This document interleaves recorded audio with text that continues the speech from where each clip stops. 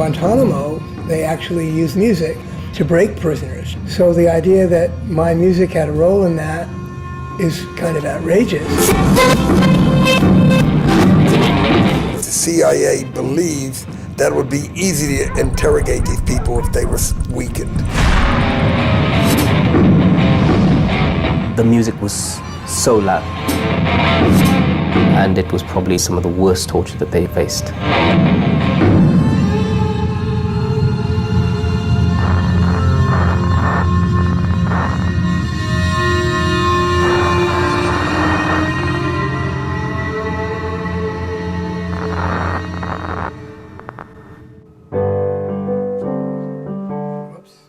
All right, Chris, you take it from the top. We're ready. Okay.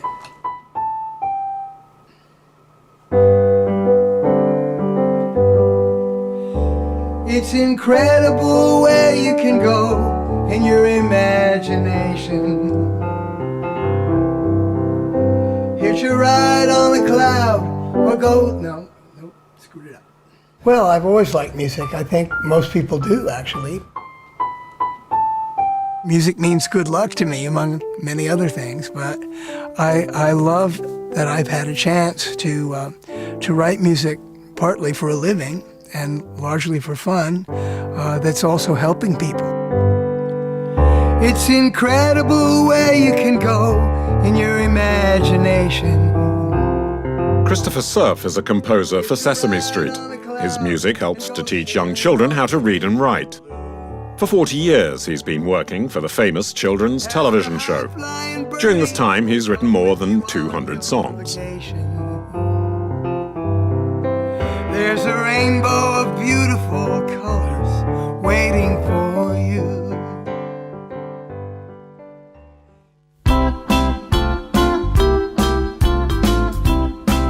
For his work, Christopher has won many awards. In the show, the quirky Sesame Street residents like Ernie or Big Bird sing his songs. The lyrics are to do with magic numbers, strange words, or the names of the colors. But these innocent children's songs were abused for inhumane purposes.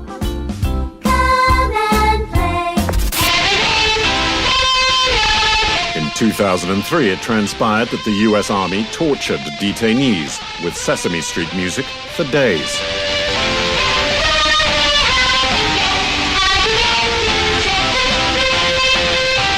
Now, my first reaction was, this can't possibly be true. This is just too crazy. And it was absurd. But of course, I didn't really like the idea that I was helping break down prisoners. But it was much worse when I heard later that they were actually using the music in Guantanamo to actually do deep, long-term interrogations, and obviously to inflict enough pain on prisoners so they would talk.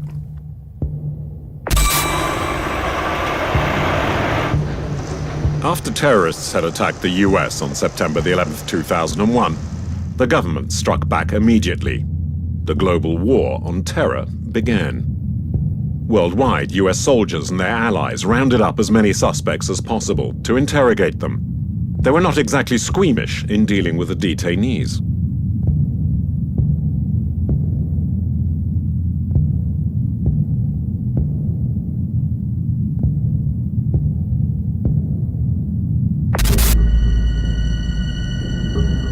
These images sparked worldwide outrage in 2004. They show how US soldiers abuse Iraqi detainees in Bagram prison.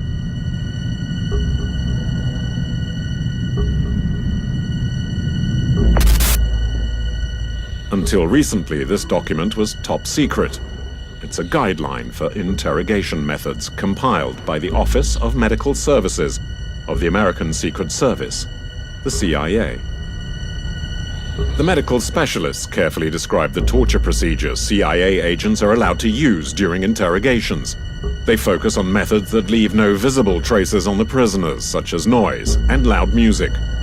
Permitted noise levels are as follows: music as loud as the noise of a highway for 18 hours a day, at the volume of a cranked-up motorbike for 8 hours. as loud as a truck engine at full throttle, for 4 hours. And as loud as a jackhammer for 2 hours.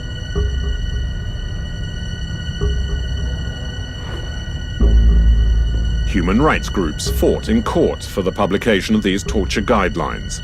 Still, most of the pages look like this. For reasons of national security, the government says. But for human rights researchers such as Thomas Keenan, they still form a clear picture of what musical torture methods were used. Prisoners were forced to put on headphones. They were attached to chairs. Headphones were attached to their head, and they were left alone just with the music for very long periods of time, sometimes hours, even days on end, listening to repeated, loud music.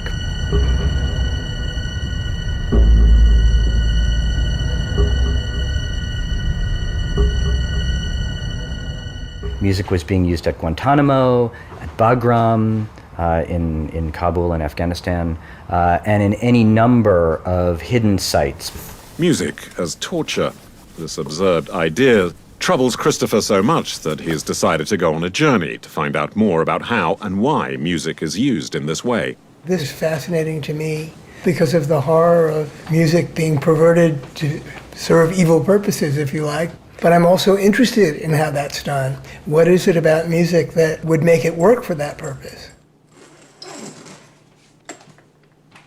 I also want to sort of learn about why anybody would even think of doing something like that.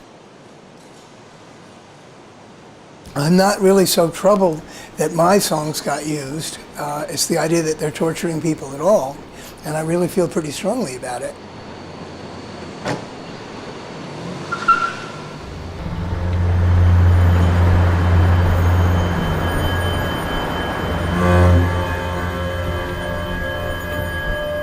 It seems really incredible to me that America would be torturing prisoners at all.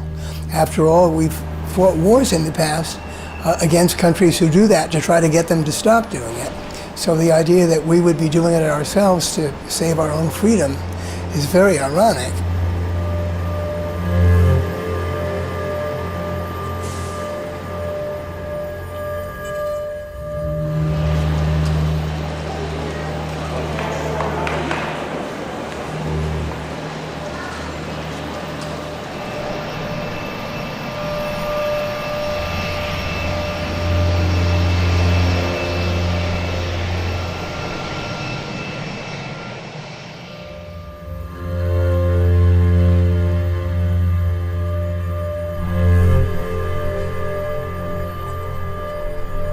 Christopher's first stop is Chicago.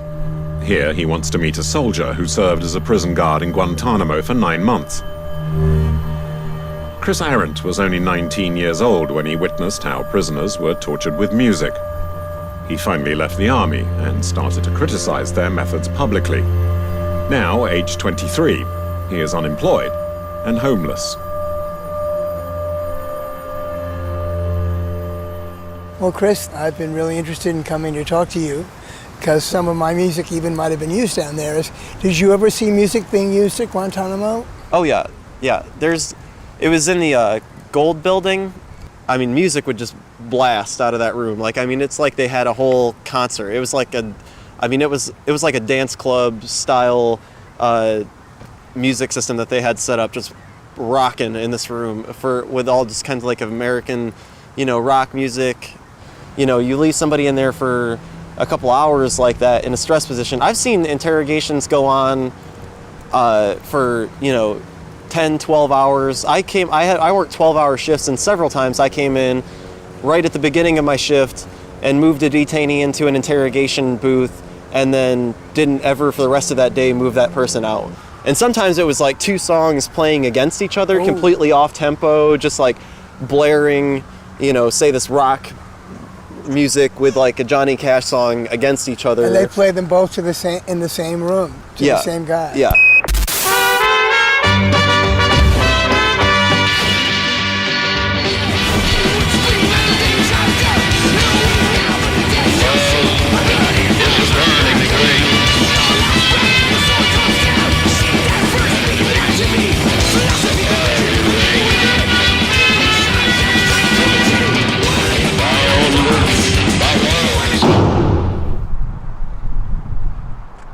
The whole interrogation thing seems so weird. They focus so much on using things that weren't necessarily...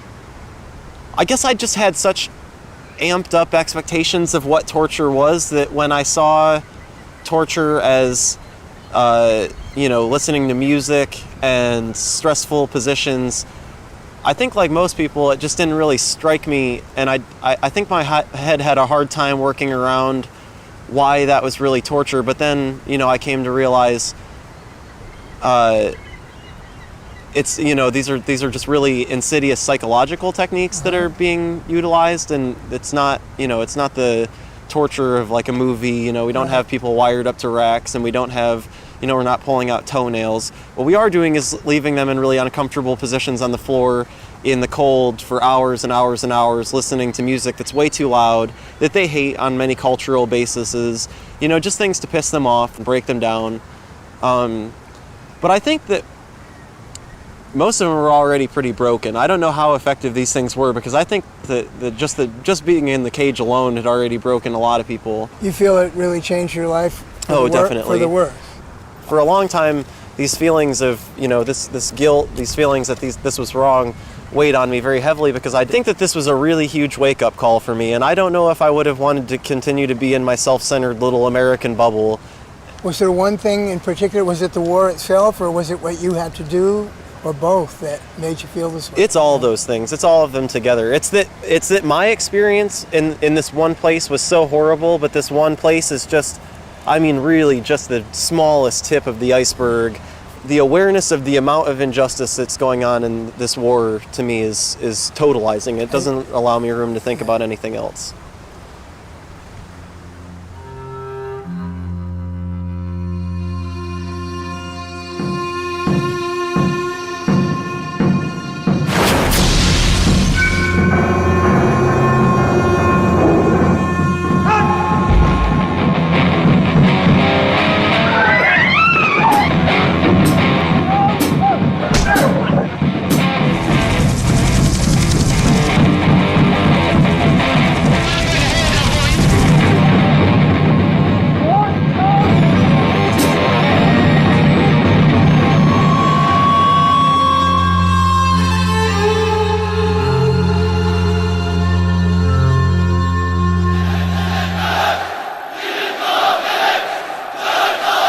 Music torture. This perfidious idea has been around for thousands of years.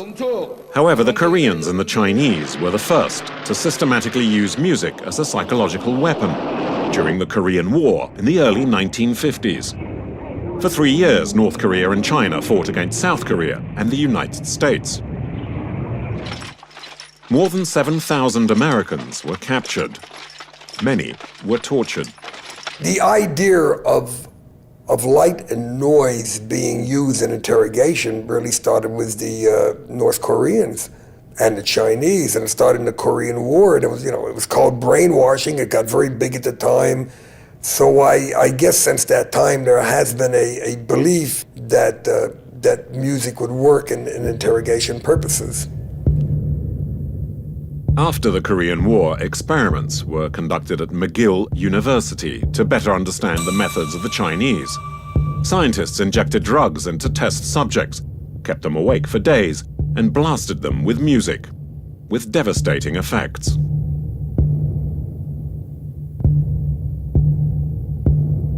The results of these tests were supposed to better train American soldiers to withstand torture, but the CIA used them to optimize their own interrogation methods. The US intelligence guidelines show how an anti-torture training program was turned into a manual for torturers, a cynical case of re-engineering. The goal is to confuse the prisoners, to break them psychologically, and to make them feel utterly weak and powerless.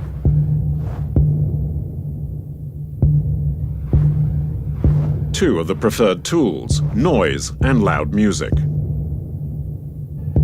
The CIA allows up to 72 hours of continuous deafening sound during interrogations, making it impossible to sleep. My understanding is that the CIA believes that it would be easy to interrogate these people if they were weakened.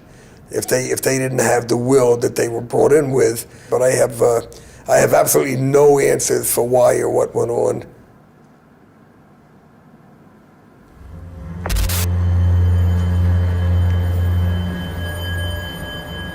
But how does music torture work? To find out, Christopher is on his way to meet a man who knows everything about torture methods.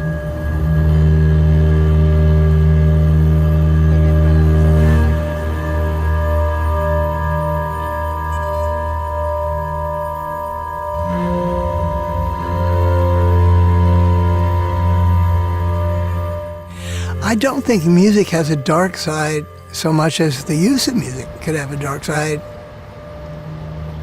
You can write a song that's very dark, or you can use a perfectly normal song for dark purposes. Any song, I would think, if you played it over and over and loud enough and incessantly enough for a long enough time, would drive anybody crazy. In rural Pennsylvania, Chris wants to meet Mike Ritz. He is a former US Army interrogator and now works as a consultant for the government. But he hasn't lost his old skills. There are few people who know more about music torture than he does. Mike? Hey, how Hi, are you? Chris Cerf, how are you? Ah, good. How are you? I'd love to try to understand a little bit better about how music is used in interrogation. The name of the game here is to create some dependency of that prisoner on the interrogator. You want that prisoner dependent on the interrogator. And the more you can isolate that person, the better you're going to be able to do that. And sound is an isolation, up here. Whereas, you saw in a lot of reports of Guantanamo Bay and stuff, other things like mittens, so that there's no tactile function. Oh, I see. Or goggles so you can't see, or hoods. These are all designed to isolate the individual, and sound is another way of doing it. Yeah. So just having so much sound that you can't experience any other sound is, Correct. is the idea. Right. So You maybe can't even Yeah. hear yourself think. Right. So for that point of view, it's not so much that it's musical, it's just that it's incredibly loud, or that it keeps you from hearing anything else. Yeah, also could keep you awake, so you won't sleep, so it creates some sort of sleep deprivation. It's all designed to keep you closed in your own small Right. world as a prisoner, so that you can't, you have this fear of the unknown and this stress sort of building and building. But then you're still saying that it's the person who saves you from that, partially, that has a chance to get a good answer from you. To get to the truth. Right. I mean, that's what people Yeah. have to focus on, that this is about the truth.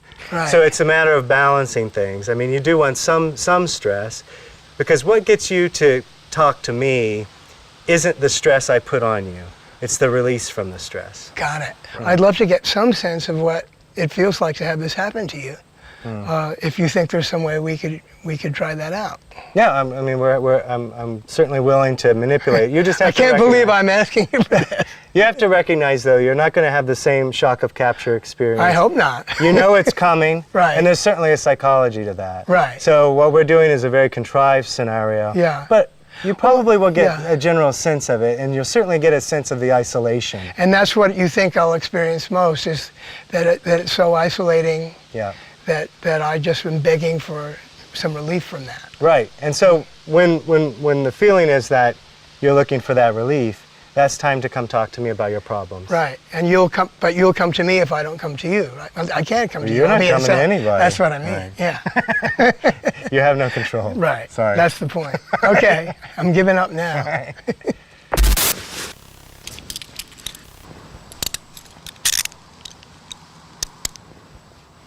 All right, stupid.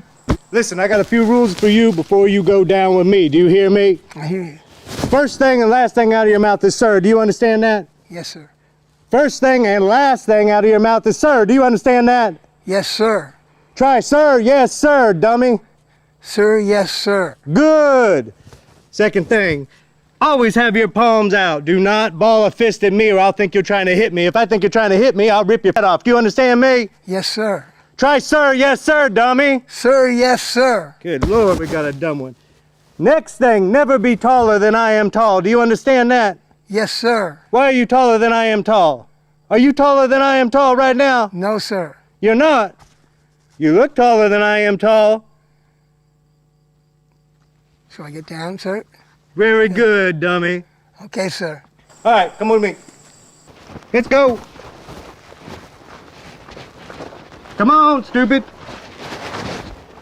What do you say? Yes, sir. All right, let's go. Yes, sir. Try, sir. Yes, sir, dummy. Sir, yes, sir. Good. What you putting your hands out for? You trying to hit me? Yes, sir. Turn right. Put your hands down. You're gonna hit somebody. All right, bend your knees.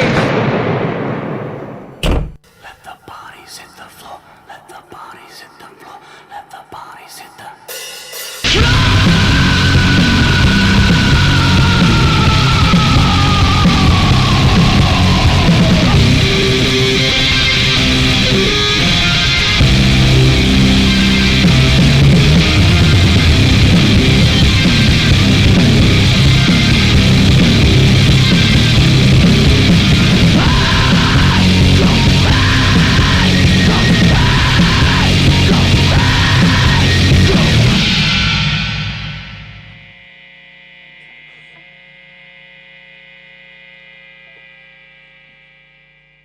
Mike mentioned earlier that you forget the reality.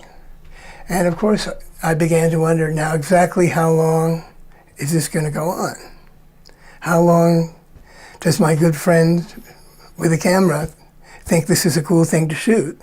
And how soon should I break style at a certain point? I even began to think, I really just realizing this, I began to think like a prisoner. I began to think, will they get mad at me if I stop kneeling? What would happen if I lay down? Would somebody come and hit me? And I mean, the fact that I would actually even think that gives you a sense of what this would be like after more than a few minutes, I think.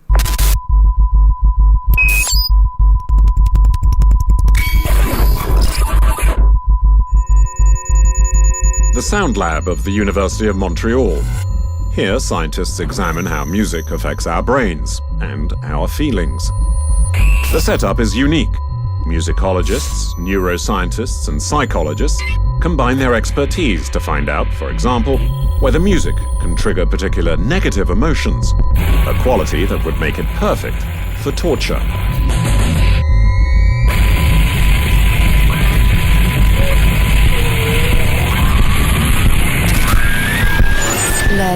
Sensory dissonance means, for example, two notes that are very close in terms of pitch. This dissonance creates a kind of friction in the outer ear, and our brain interprets this as something unpleasant. We also know that dissonant music activates certain brain regions that are associated with the perception of negative emotions.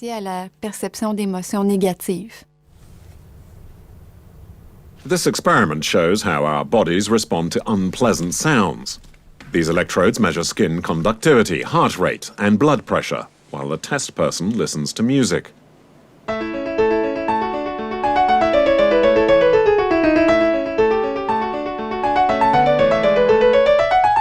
The candidate rates this piece as pleasant.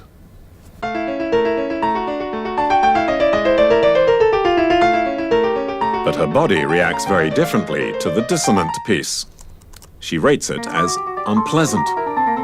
This feeling has nothing to do with musical taste or cultural background, but is related to how specific structures in the brain respond to music. The amygdala are regions that are located in the temporal lobes. Sorry about the scientific terms. But they sit near the center of the brain. There is one on each side. They are shaped like almonds and made up of different cores. What's special about the amygdala is that they have connections to several other brain regions, the visual system and the auditory system. So they are well placed to receive signals, for example, acoustic alarm signals, and then send them to several other regions of the brain. And we now also know that music can trigger fear, and that the recognition of this fear takes place in this structure. The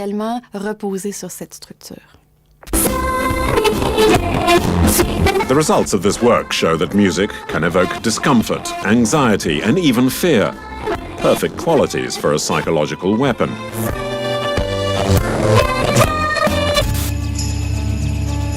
This is the end, beautiful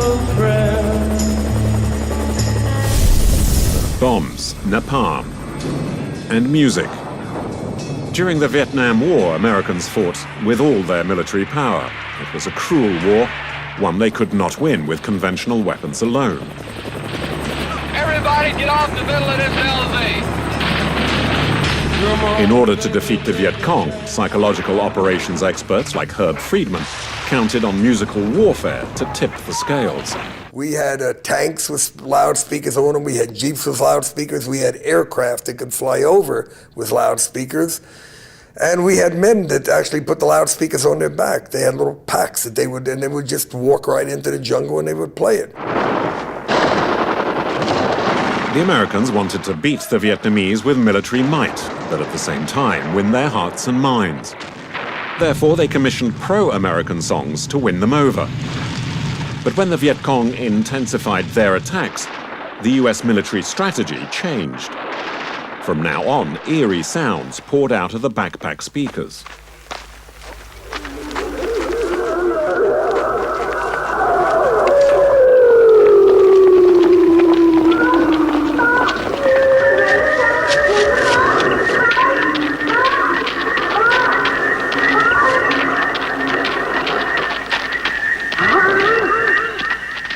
Vietnamese have a tradition that if you don't die close to home and you're not buried close to home, your soul will wander forever.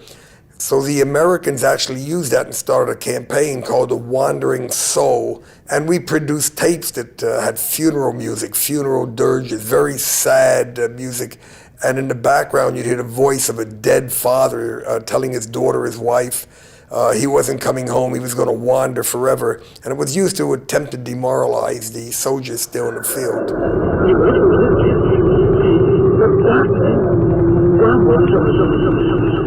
There is no evidence whether the psychedelic soundscape ever convinced any Viet Cong to give up fighting. The US lost the war, nevertheless.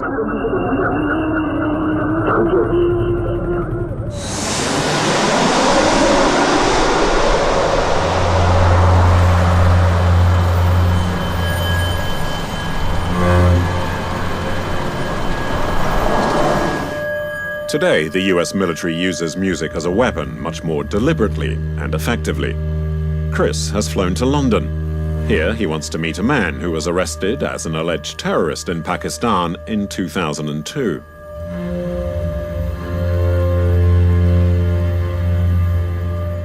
We're going to go meet Mozam Beg now, who was actually a detainee who was held at Guantanamo.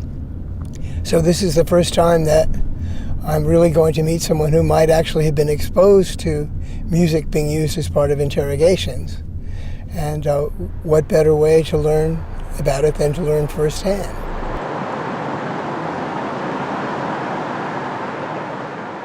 On the night of the 31st of January 2002, there was a knock on my door. I opened the door.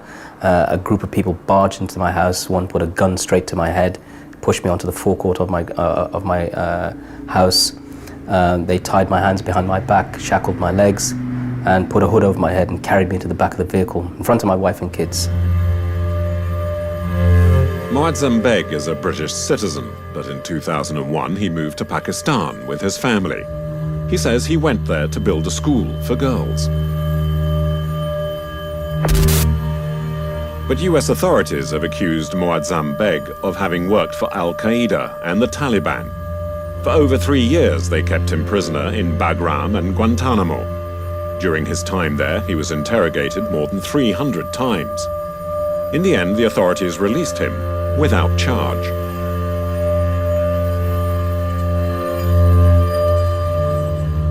The moment I was handed over to US military custody is when the mistreatment began. It began being thrown onto the floor, shackled, punched, kicked, clothes ripped off, dogs barking at me. Had this kind of thing happened at Bagram? Did it happen at Guantanamo as well? The treatment in Guantanamo, I would say, was more tortuous than torturous. Nonetheless, extended periods of isolation in Guantanamo are what destroy people's minds. There have been, of course, deaths in Guantanamo. People still maintain that what's happening to the people over there is a form of torture, but it is not the physical type of torture that we had in Bagram. Now, so I want to get back to the music. Why do you think that they picked music as part of this mix? In this situation, clearly it was purely to disorient the enemy, as it were.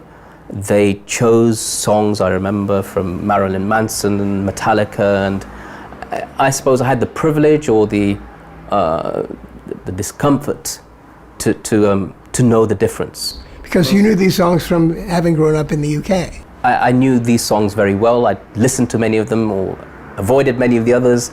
Nonetheless, I knew the difference. Sadly, many of the prisoners there didn't. To them, it was all Western music. And this was just another addition to what must have been a barrage of Western attitudes, Western influence, Western culture onto their senses, which, and again, the only thing that they had seen of America was this. The only thing that they had seen was the occupation, was the prison, and now the music, which was being used as a technique to, in addition to being short shackled, which is your hands tied to your legs, in addition to being dehumanized, to being shaved forcibly, to being removed from your home and from your environment, now you're subjected to your sound, your ears are subjected to the sounds of something that is entirely unfamiliar, very disconcerting, very disorientating. And played very loud, right? The music was so loud that everybody in the block would hear it. None of us could sleep. Is music really that bad compared to, say, waterboarding or being forced into a stress position or kept awake for days? Why is music in particular so considered torture? I think that one may argue and say music is not that bad, but it's not just music. It's not music isolated by itself. Nobody's made to go and sit and simply put on headphones and listen at their leisure and control the sound and the decibels of how much they listen to. They are, in addition to being tied, being shackled, being beaten and tortured and confined, in addition to all of this, they are being subjected to not just ordinary music. It's music that if I was to subject you or anybody, I think the average person to, and turn on the music extremely loud, just for a few minutes, I'm pretty certain you would be saying that I can't hear myself think. And that's the precise point, because if you can't hear yourself think, you can't think. If you can't think, you have no control of your senses. If you have no control of your senses, you are, for all intents and purposes, a completely vegetated person. And that's the point, to put somebody in an almost vegetative state where they are simply ready to say anything, comply with anything, only so that the music can be turned down.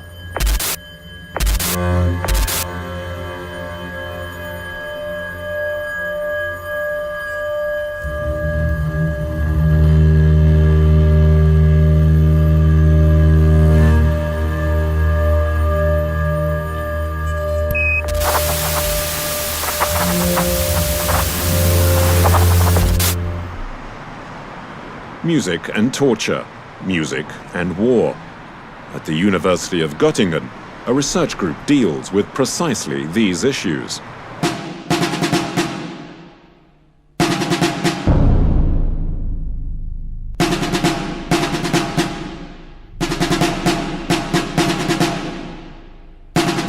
The history of music and warfare is as old as the history of warfare itself.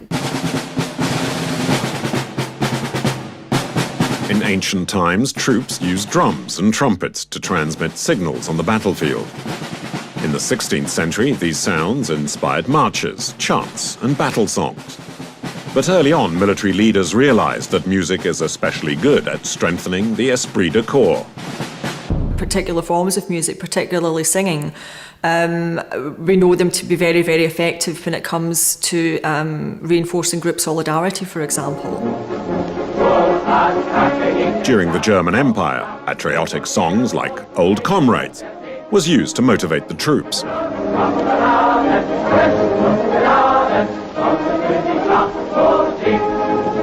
But it wasn't just a way of encouraging them to go into battle, but it was a way of maintaining some kind of discipline. Rhythm and beat to promote power and hatred. Adolf Hitler was aware of the psychological effects of music. Therefore, he centralized music production in Germany only months after he came to power, to better control what his people listened to.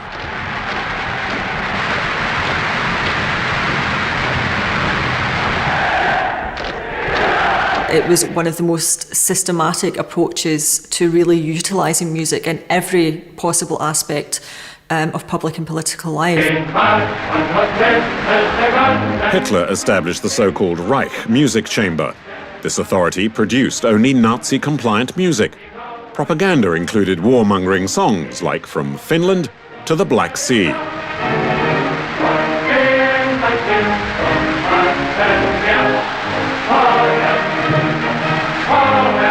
Chief propagandist Joseph Goebbels commissioned the song himself. The emotional power of music helped to kindle the bloodlust of the Germans.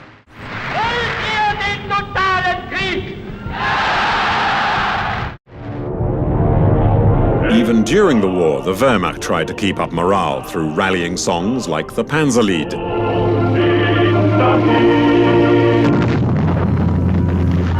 And even in defeat, music had its purpose: to provide comfort and a way to escape reality.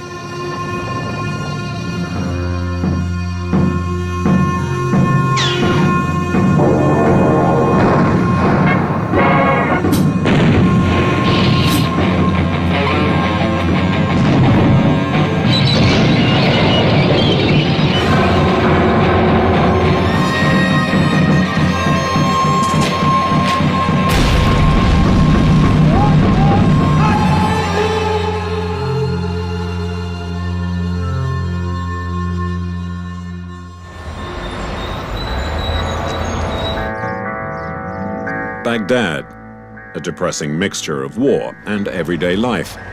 The soldiers here have to cope with boredom and the constant fear of attacks. Music is a way to escape from all of this. Almost everyone here has a portable CD player or an iPod. They download their music off the internet. To them, it's like a drug, a way to unwind, or to get ready for the next battle. I have my CDs down here with me, and I'm content, I'm peaceful. As long as I have this, and also a set of batteries, I'm all set. I got my music and I'm happy. I really like real fast, heavy metal out in this place. It helps me get through the day. Slayer, the two songs would be Angel of Death and Raining Blood. They're just two real aggressive heavy metal songs that I like and keeps me motivated. It's the ultimate rush, because you know you're going into the fight to begin with, and then you got a good song playing in the background, and that gets you real fired up. The song "Let the Bodies Hit the Floor" by Johnny Poole. This is the one we listen to the most. This is the one we try when we're killing the enemy, going through war, coming up here into Iraq, coming into Baghdad. Johnny Poole, "Let the Bodies Hit the Floor," because it was fitting for the job we were doing. Nothing wrong with me. 2, nothing wrong with me. 3, nothing wrong with me. 4, nothing wrong with me. 1, something's got to give. 2, something's got to give. 3, something's got to give. Yeah! Let the bodies hit the floor. Let the bodies hit the floor. Let the bodies hit the floor. Bodies by Drowning Pool could be considered the unofficial anthem of the US military. But Christopher wants to meet the band for a different reason. Their music was also used to torture prisoners. He wants to know from the band whether they are just as upset about this as he is. Today, Drowning Pool plays next to one of the largest naval bases in the United States. But there is a problem. Actually, I'm a little nervous about this interview because we got an email this morning from Drowning Pool's manager saying that they weren't supposed to talk to us about Guantanamo, or we weren't supposed to ask them anything about that. And after all, that's why I came here. So how can I possibly find out what I want to know about the use of this music to torture prisoners if we're not allowed to talk about it?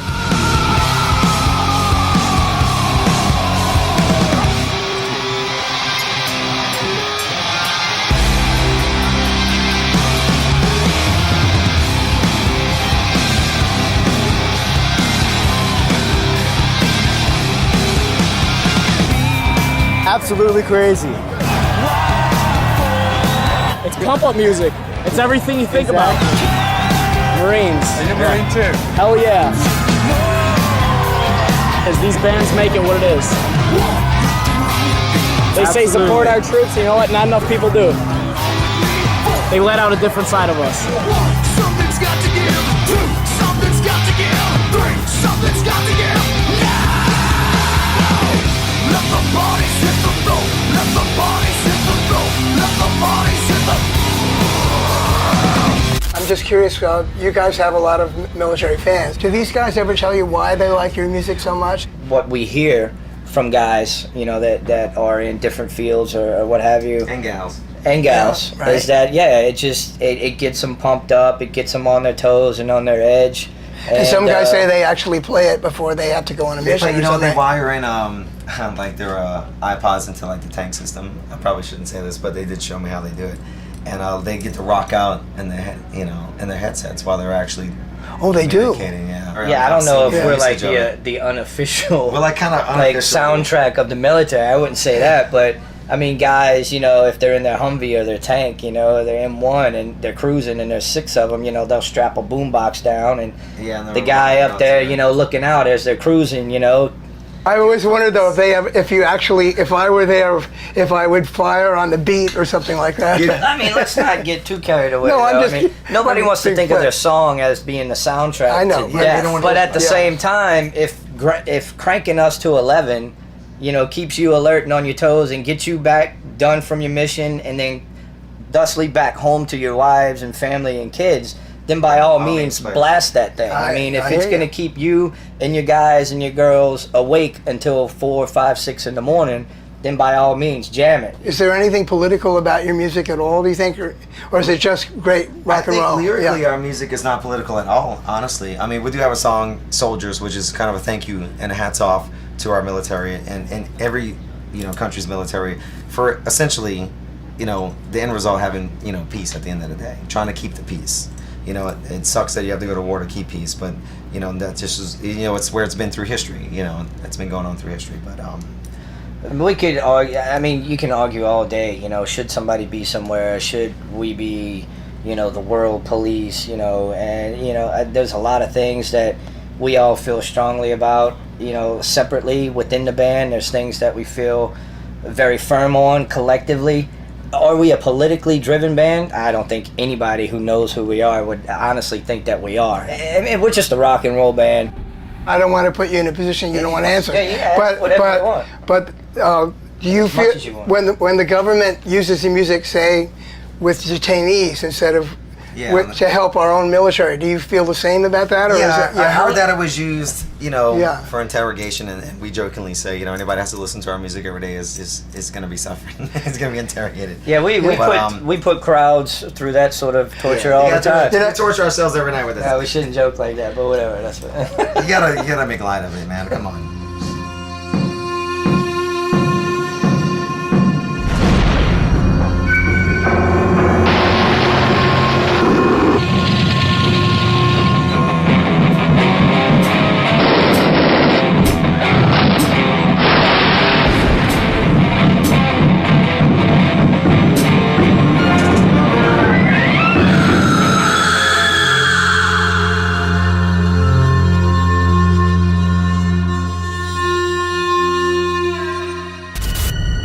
Music serves as a stimulant, a torture tool, and now also as acoustic artillery.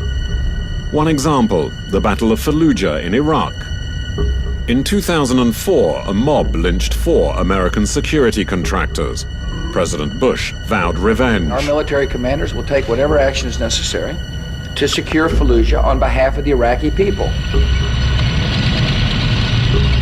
What followed was one of the fiercest and bloodiest battles of the Iraq War.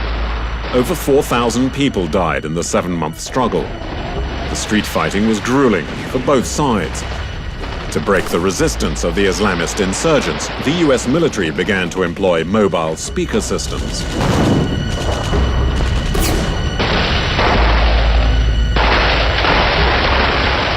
And Fallujah was a perfect example. They were just playing music day and night over there. It almost got to be a gag like a musical show. The loudspeakers were playing music, and of course the insurgents who were in Fallujah played back. They, from their mosque, they had loudspeakers on their mosque. They played music back.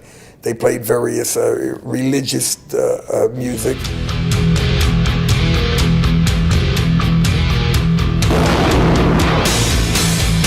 Heavy metal against Islamists. It was also a demonstration of the perceived superiority of Western culture. The US military believes that the musical bombardment helped to undermine the morale of the insurgents. Psychological operations are now accepted to the point where every unit wants one. So if you have 3 or 4 groups going in, whether they be battalions or regiments, whatever they be, in a certain area, each of those units might call for a team. And then that will come down here, and then Fort Bragg will be tasked with sending a loudspeaker team. So there's much more demand. The technology of these loudspeakers is becoming more and more sophisticated. The latest models are compact, powerful sound cannons. They can burst eardrums, cause nausea, and can even make people unconscious. Vahan Simidian builds these acoustic warhammers. It's a powered loudspeaker that works at very long distances with perfect clarity. That is not what a normal loudspeaker does. It makes it more intelligible, it makes it louder, and it throws it farther.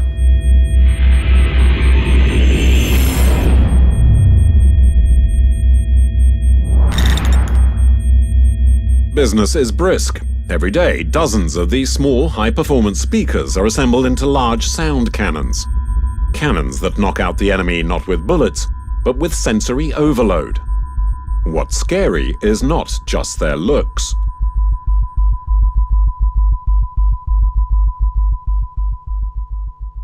It's like it's here. How is that possible? If I blindfolded you and I turned you around and I said, tell me where the sound is coming from, you would be confused. That's what makes our device very helpful in the military.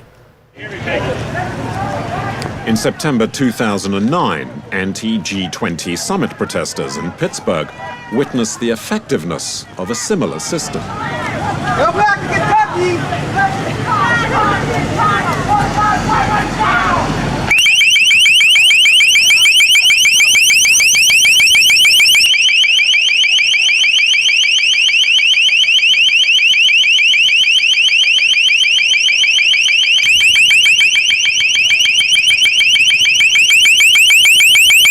In about 2 years, we will change the way wars are fought. We will change the way aggression is created to subdue somebody. And it probably will be one of the last efforts that we make, because we will figure that by that time, that device should end the need to kill. The proud inventor is, naturally, not at liberty to tell us what these super sound cannons look like. That's top secret. But doubts may be raised whether his sound gun will really spell the end of all wars. People will still die from bullets and bombs.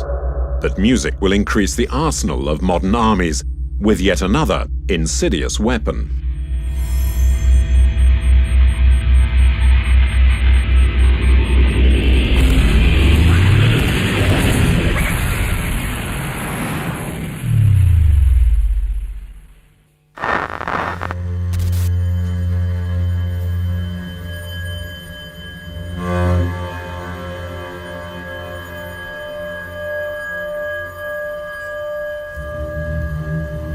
Music is just part of an effort to make you lose your identity, make you lose your confidence, making you malleable in a sense, taking away your self-control, your self-esteem, all those things.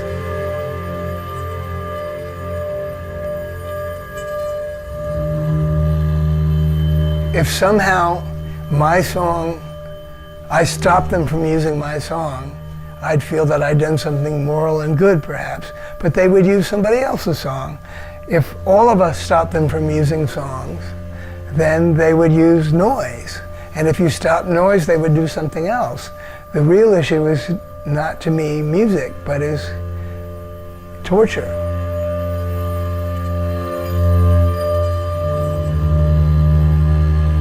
It's not necessarily the music itself that is such a weapon.